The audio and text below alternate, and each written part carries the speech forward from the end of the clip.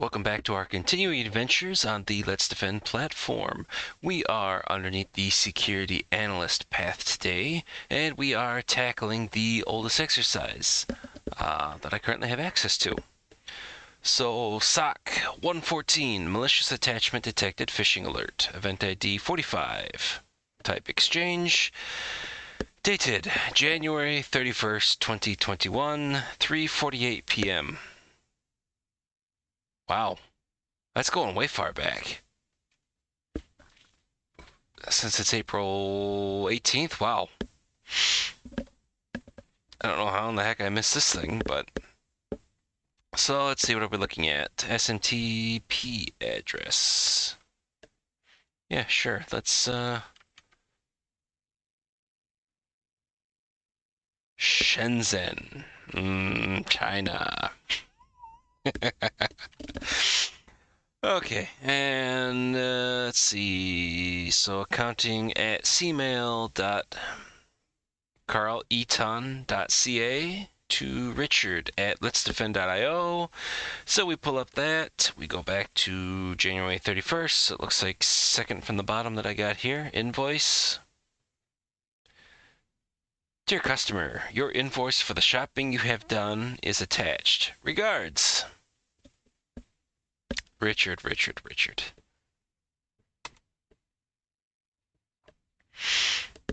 All right. Now comes the fun part. Some behind-the-scenes magic, if you will. I need to get the downloaded file into my whitelisted section on this box,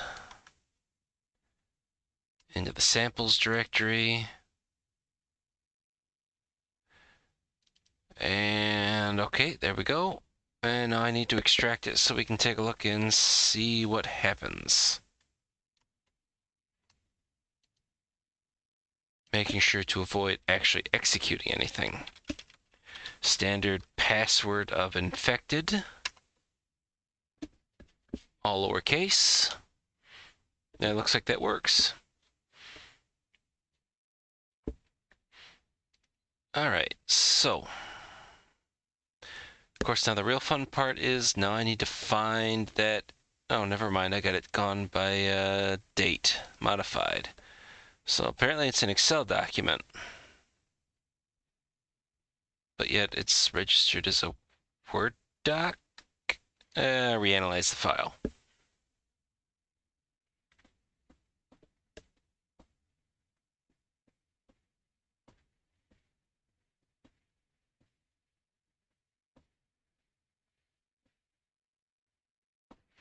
Looks like it exploits an exploit CVE 2017-11882. I'm fairly certain, since I keep my software up to date, that I probably don't really have to worry about that being exploited on this box, but remote code execution vulnerability exists in Microsoft Office software. Blah, blah, blah, blah, blah, blah, blah. Well, this looks like good enough.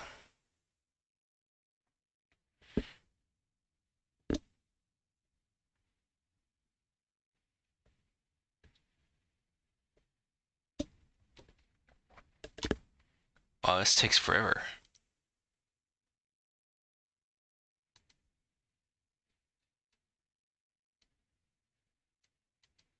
Oh. Yeah, background AV process is kind of sucking up my CPU cycles. So hopefully the audio sounds okay still. I don't think it particularly likes the fact that that Excel document exists. But this looks like this has been beaten up enough that we should be able to answer any sort of additional questions.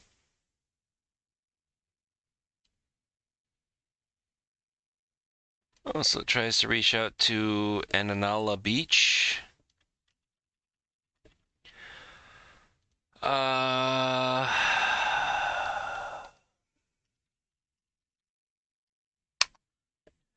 URL host.abuse.ch, and let's see as to whether or not if we can find what this would have been attached to at the time.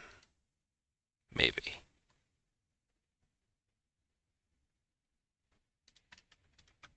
Is this something that's been known? Yes, no? Ooh, Remco's rat. But it's been offline. At least we have something, though.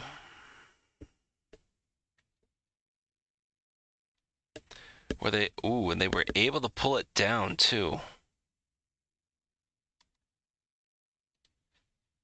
Okay.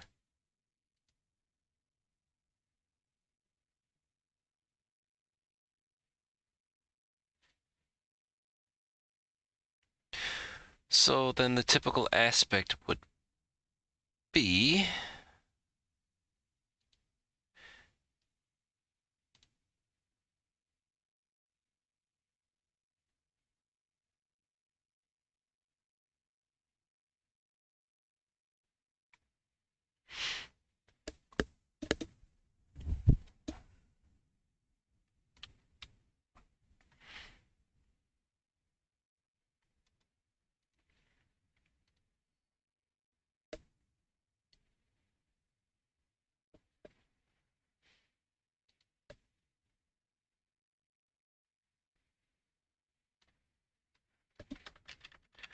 $51, $83, $143, $162.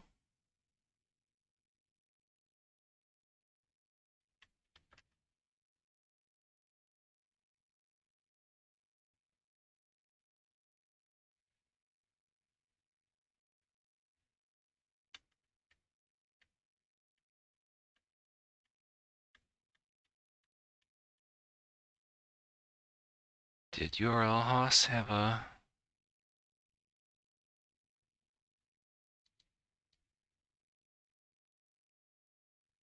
Hmm.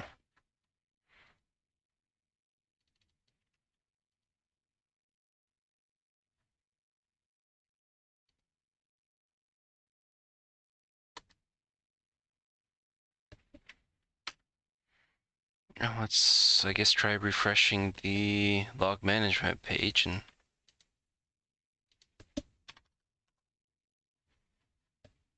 What were the other ones that were noted? It doesn't help.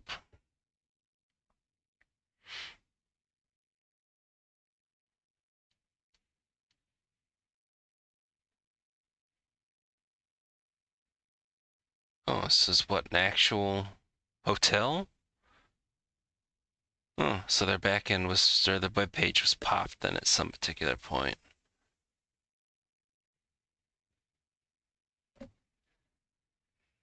Guess it happens.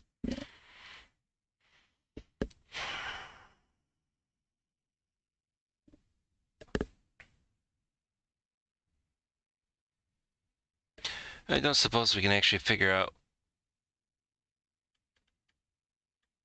Richard or anything else like that.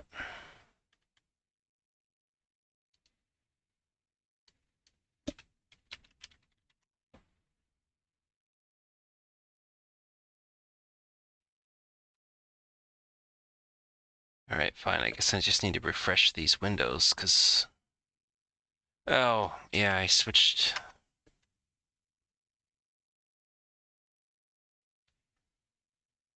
Oh, Richard prods are ready.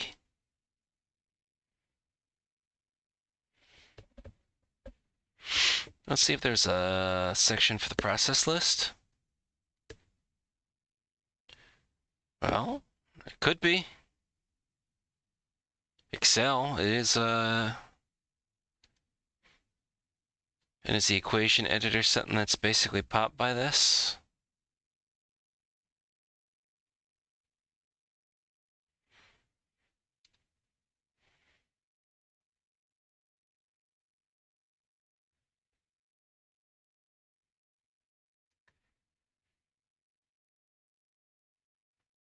I guess it could be tied to the equation editor that's in there.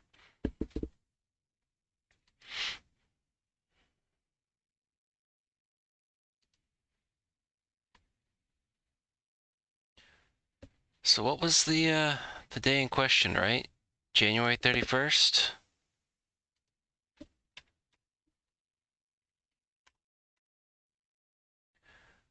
Google, Stack Overflow, Stack Overflow, Stack Overflow, BBC UK, BBC UK, BBC UK. Yep.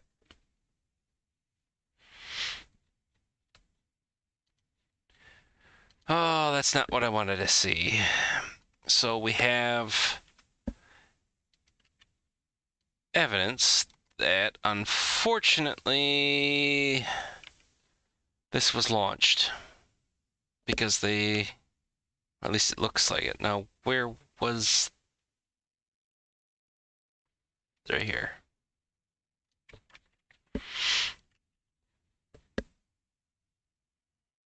CNN, Facebook, Twitter, Stack Overflow. Okay, well, we have a time.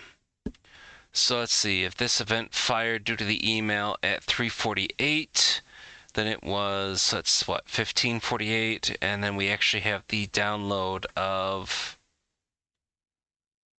the beach.net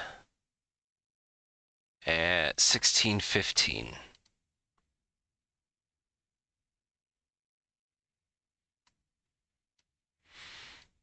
Which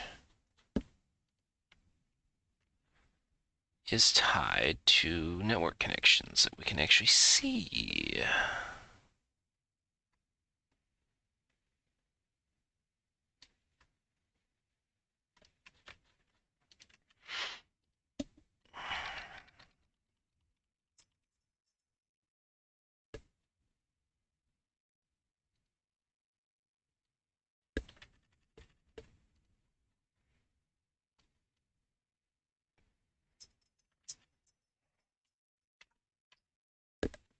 Hey, little butt.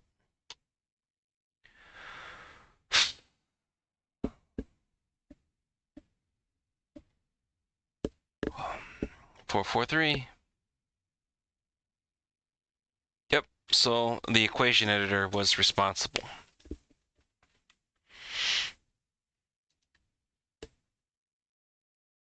That's 415, and then we don't have any other traffic past that point. This looks like it's all internal and the like.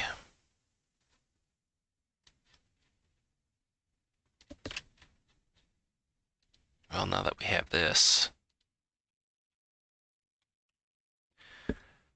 Ooh. Wow, time got away from me. Sorry, little butt. Typically feed the dog at 7 o'clock, and it's a little bit past that point. I'm a little bit drawn into this, and not for the best reasons. Or for the best reasons?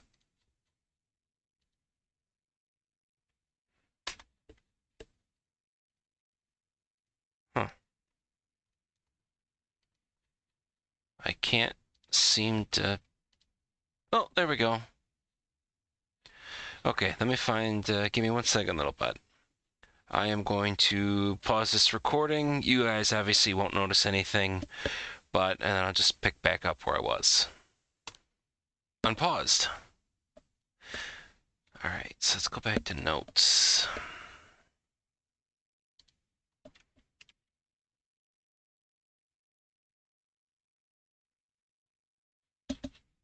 Oops. For some reason, my KVM got engaged. That's weird. Oh well, no fuss, no muss. Okay, so we've effectively got verification that it was opened up. They did reach out. So, and then just to verify, the 5, 135, 143, 133 is only to this box, the Richard Prod, right? 172.16.17.45. Yes, that's the only one that we actually have in there. All right.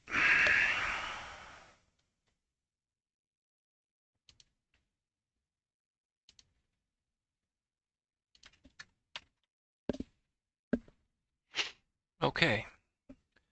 So we've got evidence that all that was run through. We don't have anything for command history. We already have the network connections, which validates. And we had a bunch of other IP addresses that were in there.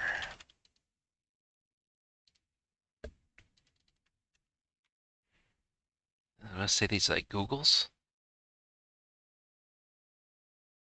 Oh, Fastly. These are several minutes after the fact, but I just want to see as to what else out of the network connections off of the local box. There's Facebook.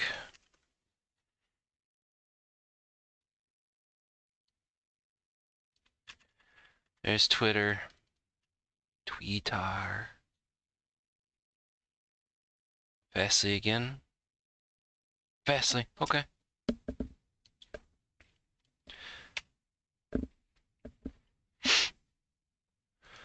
What else do we have? And we have basically the process list, even though it doesn't come out and point immediately to that.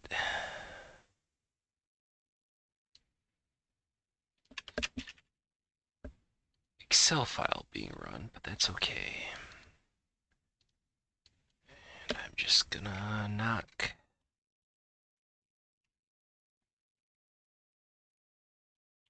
But at least that also does confirm from that particular aspect the execution of, or that the user's Richard, which is the same thing that we have from the exchange.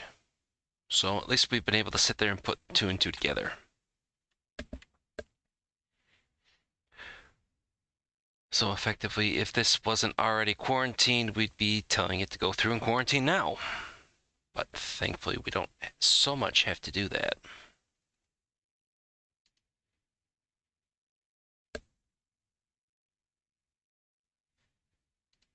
The network, what else was it known as? Was it like Juicy Potato or anything that it was known as? No, VBC network, notepad note.exe, test ed2.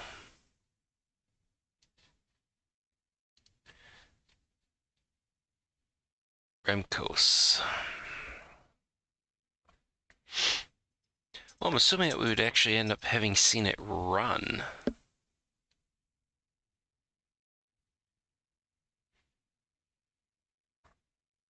Huh.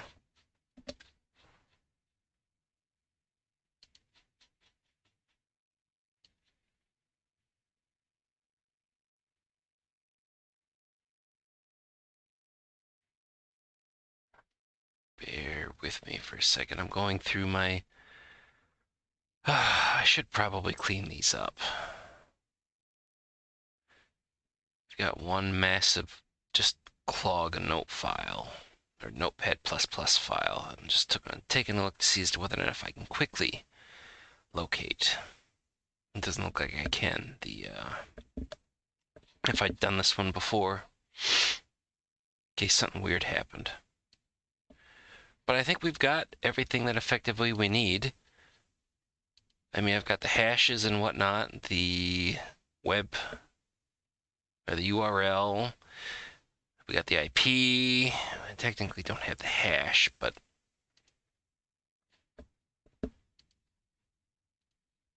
we can pull them easy enough from here.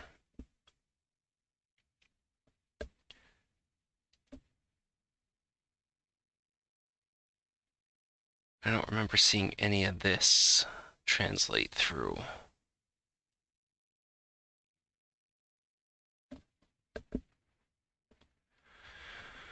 I don't remember seeing any 194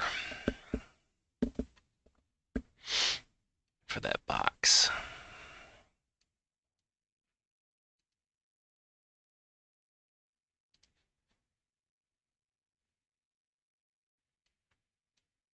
194.5.98. So let's just blanket search. Nope, not a thing. So it's okay. At least we know that it's only limited to this one particular box. Okay, so let's go ahead. I think we got enough here.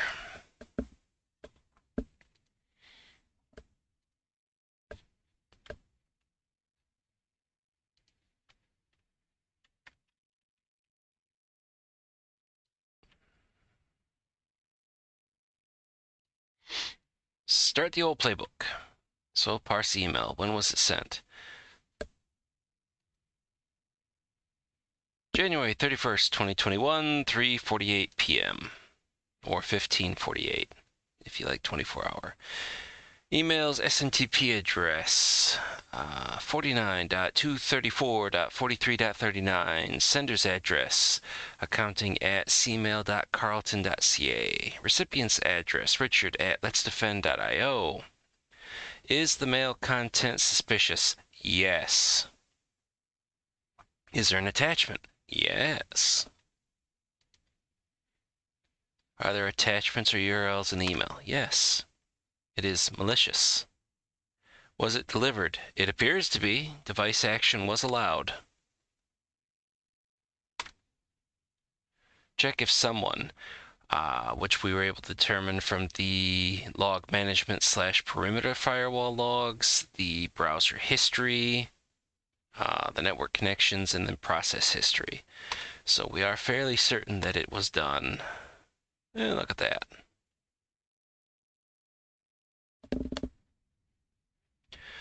Okay, so how do we want to break this out?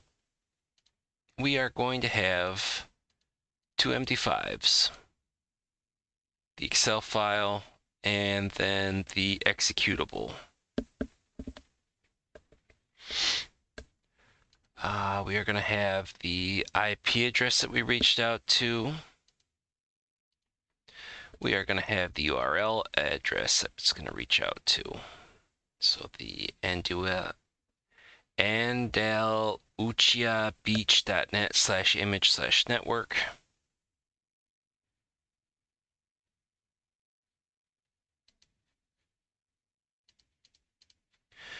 And then we're going to have, we're going to do sender, we're going to do domain, and then we're going to do a separate IP address. All right, so let's get this put together.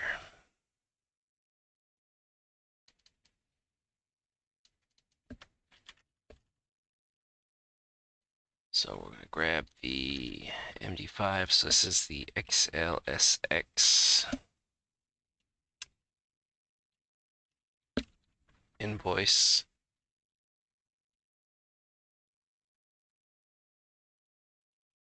Attachment, even though it was in the other portion.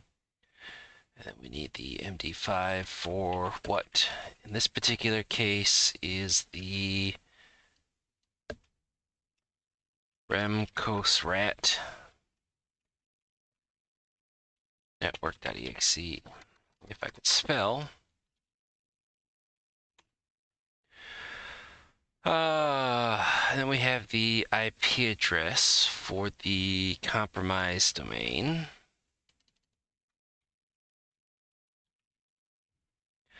And then we have the URL address.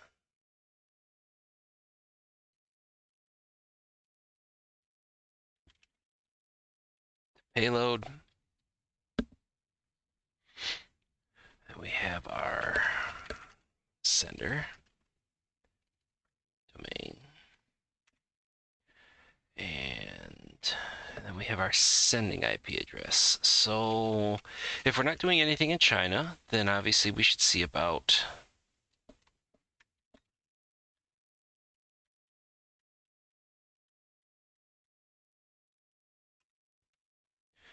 blocking the IP. If we're not doing anything with carlton.ca, should block that. Give Richard a refresher course on security awareness training centered around phishing, email, stuff of that nature.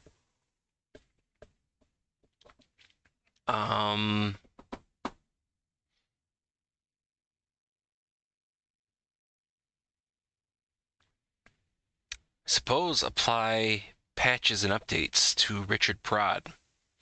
Since this is a 2017 vulnerability, this should have been patched. I mean, especially since this occurred in January 31st, 2021. That's, depending when in 2017, you're looking at either 3 to 4 years of time. That there's not an excuse for that.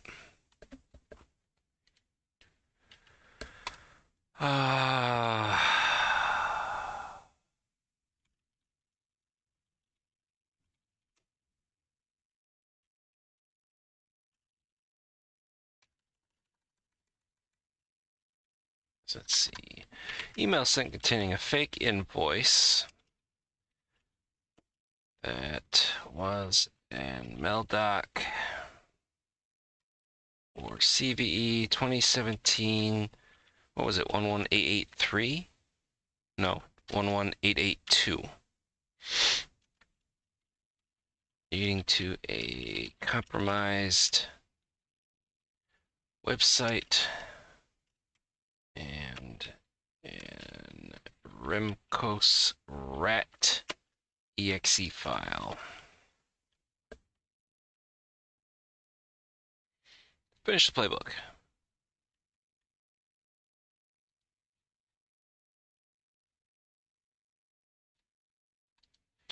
This was a true positive. Got all that in there.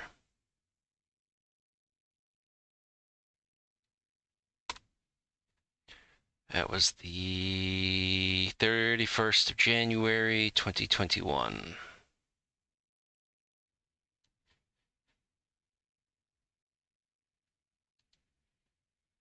Oh, apparently I got it all right, which, hey, that's all right with me.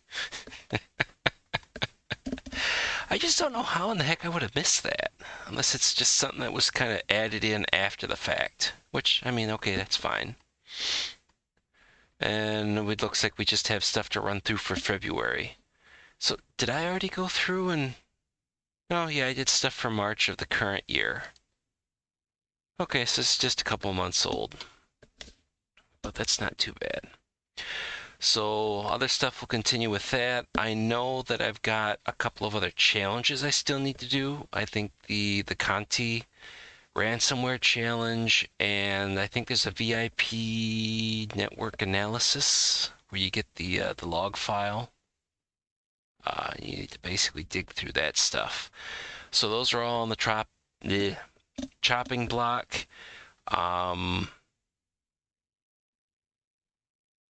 Probably to basically finish up April into May. I'm going to sit there and try to do a bunch of front loading because I am working on getting my BTL1 certification. A lot of it is review for me. But effectively, I'm not going to miss this opportunity to get another certification stamped to me. Probably do a separate video talking about as vague as I can be in regards to that stuff, but or basically just do like a quick live stream at some particular point to go through and talk about this stuff. But effectively, so more Let's Defend content on the way. I also want to sit there and get some more of the Cyber Defenders Blue Yard materials pulled out, since I've only done the OSINT 101 challenge. I know that they just did a CTF earlier this month of April 2022. I jumped in that and had like 2 hours to sit there and play with it before effectively it was bedtime to be ready to rock and roll. So I didn't take anywhere close to, I don't even think, the top 100, but only had so much time.